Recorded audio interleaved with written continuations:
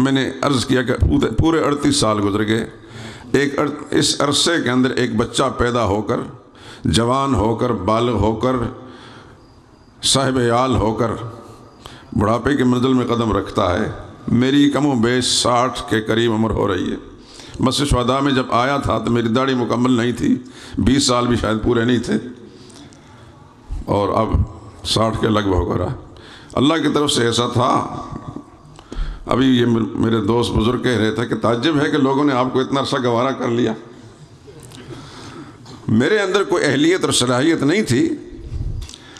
میں اب تک یہ سمجھتا ہوں کہ میں نے اللہ کی توحید کے ساتھ غداری نہیں کی، اللہ کے قرآن کے ساتھ میں نے وفا کی ہے، جو مجھے سمجھ میں آتی ہے اس کو میں نے کبھی نہیں چھپایا۔ سچ کہنے میں کبھی بھی کسی مصلحت کو آڑے نہیں آنے دیا۔ ہمیشہ منتظر رہتا ہوں کب مصیبت ٹوٹتی ہے، لیکن آج تک میرا رب مجھے زندہ بھی اس نے رکھا ہوا ہے، اور میں قید و بند کی صعوبتوں سے بچا ہوا ہوں۔ مقدمے مجھ پر آئے دن بنتے ہیں، ہر روز پولیس والے آ کر کچھ نہ کچھ لگوا جاتے ہیں، اور مجھے عدالتوں میں جانا پڑتا ہے، لیکن الحمدللہ العظیم کوئی ایسا مقدمہ مجھ پر نہیں بنا کہ مجھے پابند سلاسل ہونا پڑے۔ سب سے زیادہ رسوائے زمانہ جرنیل، ابھی ڈاکٹر صاحب ذکر کر رہے تھے، خدا کی زمین کی بدترین مخلوق جس کا نام پرویز مشرف ملعون ہے، اس کے زمانے میں ہر جمعے مجھ پر کیس بنتے تھے، لیکن الحمدللہ العظیم ان کے عزائم خدا نے پورے نہیں کیے۔ تو بات یہ عرض کر رہا ہوں کہ میں اپنے اندر اہلیت نہیں پاتا۔ میری گفتگو ابھی چند لمحے آپ کو پتہ چل جائے گا بے ترتیب ہوتی ہے، نہ خطابت کا کوئی انداز ہے، نہ اسلوب ہے، نہ کوئی علمیت ہے، بس ایک اخلاص ضرور ہے میرے رب نے میرے دل میں یہ پیدا کیا ہے۔ اس کی بنا پر اگر کسی کو میری بات پسند آتی ہے تو وہ سمجھتا ہے کہ شاید یہ بھی کوئی خطیب ہوگا، ورنہ واقعہ یہ ہے کہ میں ایسا نہیں۔ ہمارے بھائیوں سے زیادہ عزیز جناب عبدالوحید سیٹھی صاحب اور ان کے بھائی اور دیگر احباب اور جناب پروفیسر افضل ضیاء صاحب، ایک قلبی لگاؤ ہے، جماعتی تعلق ہے، ان کی محبت ہے، سچی بات یہ ہے۔ وہ محبت مجھے کھینچ لائی۔ انہوں نے ابھی شکوے میں یہ بات فرمائی تھی کہ کبھی بیماری کا بہانہ اور کبھی کچھ، شاید ایسا ہوتا ہوگا، لیکن آج واقعتاً میں بیمار ہوں، میری آواز سے آپ کو پتہ چل رہا ہے۔ ابھی مجھ سے پوچھا کہ آپ کا حال ٹھیک ہے، میں نے کہا ابھی چند منٹ پتہ چل جائے گا آپ۔ مجھے سیٹھی صاحب نے کہا کہ پیاس لگی، مجھے پیاس لگی، اور ابھی میں نے چند لمحے پہلے پانی پیا اور اب پھر پیاس لگی ہوئی ہے، یعنی اتنا شدید زکام ہے مجھے اور گلا خراب ہے میرا۔ لیکن میں حاضر ہو گیا، اگر نہ حاضر ہوتا یہ بہانہ کرتا، یہ کہتا میں کہ میں بیمار ہوں، تو میں اپنی جگہ سچا تھا، لیکن یہ بات وہی ہوتی۔ پروفیسر صاحب نے یہ کہنا کہ جھوٹا بہانہ کر کے کترا گیا۔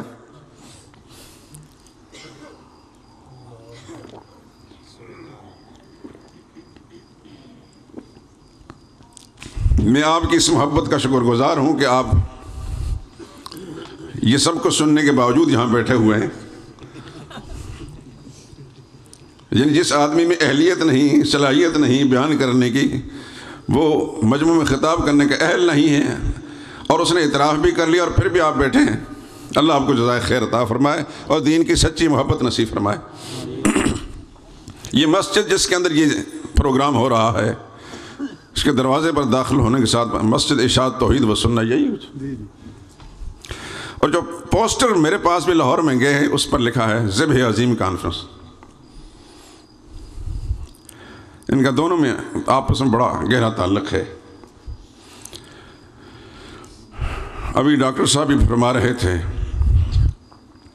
یہ لفظ دنیا کے اس عظیم واقعے کی طرف ذہن میں مبذول کراتا ہے، اس کی یادگار ہے۔ نسل انسانی کا وہ عظیم انسان جس کے سر پر میرے رب نے تاج رکھا، انی جاعلک للناس اماما، اے ابراہیم میں تیرے سر پر وہ تاج رکھتا ہوں امامت کا، للناس پوری انسانیت، صرف مسلمان نہیں، تیری عظمت کی قائل ہوگی۔ میں اکثر کہا کرتا ہوں، ابراہیم خلیل اللہ وہ عظیم خوش نصیب انسان ہے کہ دنیا کا مسلمان ہی نہیں، ہر کافر بھی اس کی عظمت کو مانتا ہے۔ آپ نے علماء سے سنا ہوگا، کتابیں پڑھا ہوگا،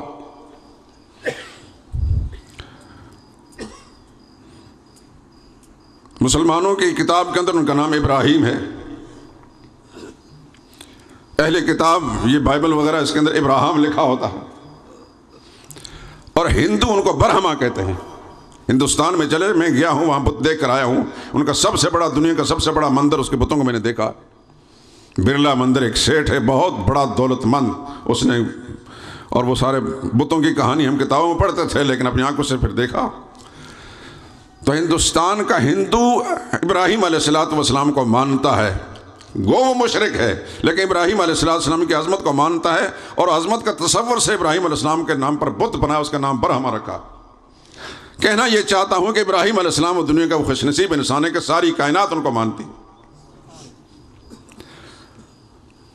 اور یہ ان قربانیوں کے صلے میں ہے۔ میرے رب نے تاج رکھا ان کے سر پر، انی جاعلک للناس اماما، اور پھر میرے رب نے فیصلہ کر لیا، وجعلنا فی ذریتہ النبوۃ والکتاب، اے ابراہیم آج کے بعد میں نے فیصلہ کر لیا ہے کہ آپ کی ذریت میں، آپ کی نسل میں جو میرا نبی آئے گا وہ آپ کے نسل میں سے آئے گا، اور جو کتاب میں دنیا بھیجوں گا آپ کے نسل کے نبی کو بھیج دوں گا۔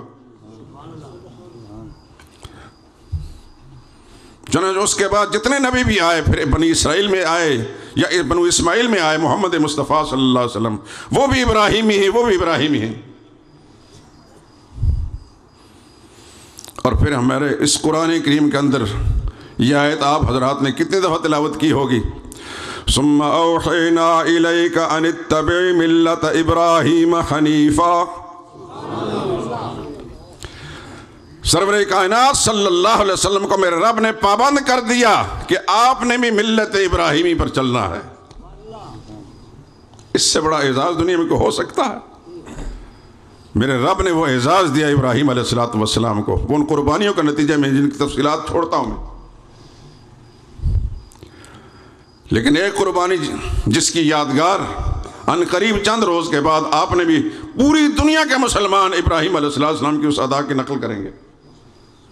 سرور کائنات صلی اللہ علیہ وسلم سے پوچھا گیا، ما ھذہ الاضاحی یا رسول اللہ، یہ اللہ کے پاک پیغمبر یہ قربانیاں کیا ہیں؟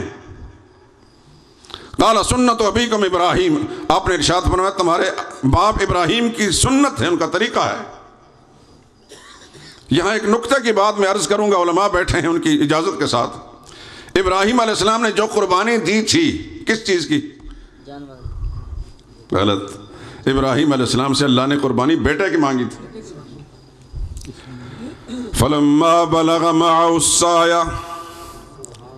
قرآن آپ کے سامنے، جب اسماعیل علیہ السلام اپنے ابا کے ساتھ چلنے پھرنے کے، دوڑ دھوپ کے قابل ہو گئے، قال یا بنی انی ارا فی المنام، معذرت کے ساتھ میرا گلا کام نہیں کر رہا، وہ لرزتی آواز ٹوٹی پھوٹی، لیکن سن لینا۔ ابراہیم علیہ السلام نے خواب میں دیکھا کہ اپنے بیٹے کو ذبح کر رہے ہیں۔ علماء جانتے ہیں کہ نبی کا خواب حجت ہوتا ہے، نبی کا خواب اللہ کا حکم ہوتا ہے۔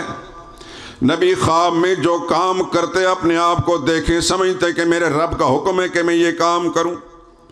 میرا اور آپ کا اور دنیا کے کسی انسان کا خواب حجت نہیں۔ خواب صحیح بھی ہو سکتے ہیں، غلط بھی ہو سکتے ہیں، پروپیگنڈا بھی ہو سکتے ہیں، نبی کا خواب حجت ہوتا ہے۔